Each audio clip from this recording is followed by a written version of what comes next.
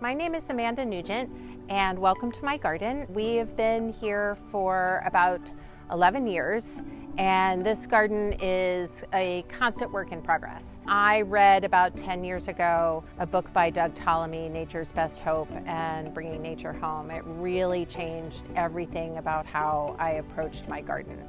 Not just about the beautiful flowers that we love, but about what we can do to support the ecosystem, a healthy planet, and the pollinators and birds that are counting on our gardens to survive. In that stead, I've been shrinking my lawn, planting native plants, and doing everything I can to support as much wildlife as possible.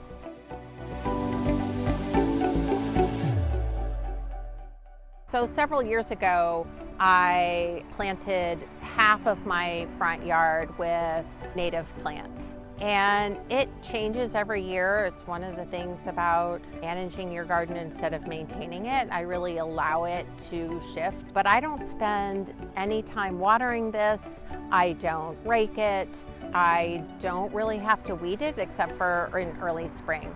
And this is supporting nothing, while this is contributing to habitat, essential habitat. I have more fireflies, more bees, more birds in my garden than I've ever seen before. So it's really important that we rethink our front yards, not just our yards in the back. Scattered around my gardens are a lot of bee houses like this one. Unlike beehives of the European honeybee, I really garden for our native bees, especially our solitary smaller bees. And they like to nest in the hollow tubes of stems or bore into dead wood or bee houses like this one.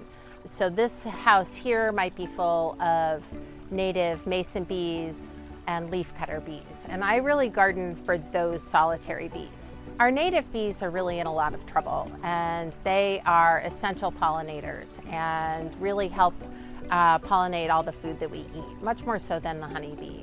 And so I really strive in all aspects of my garden to plant and manage my garden for the native bees. So whether it's maintaining and cleaning responsibly a bee house like this one, which I made, or keeping my stems standing year-round, or leaving bare soil on the ground where native bees can make nests in the ground, or having bee puddling stations. It's really important to consider the solitary native bees and our bumblebees when you plan your garden. One of the newest areas in my garden, or newest additions, is these stumperies that I've created. I've been incorporating rotting wood and dead wood and logs and stumps in my garden for about 5 years now, but this area has been really fun to create. We are cleaning up our gardens too much to support a healthy ecosystem. When we blow away all the leaves and we remove all the dead wood, we're really starving a lot of wildlife and removing a lot of things that make our soil healthy. And so learning the importance of having dead wood in your garden to support decomposers, soil health, microorganisms, as well as leaving places for insects to create nests, like some of our solitary bees. Woodpeckers like to peck holes in them looking for insects. And so these stumps that I've brought back and now planted with ferns and native grasses are really kind of a fun, neat part of my garden that I'm really excited about and love.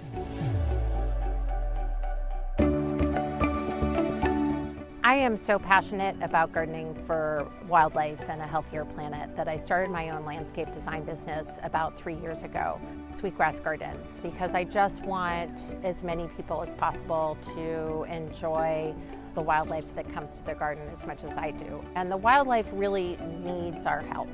And I wake up in the middle of the night thinking about what more I can plant, what else I can do, what lawn I can remove to support the insects and the birds and a healthier planet. Having less time to spend on my garden has actually been a good thing. We tend to think about our gardens as having to be these neat, tidy, perfect places, but wildlife needs things a little messy, and so we really have to rethink pretty.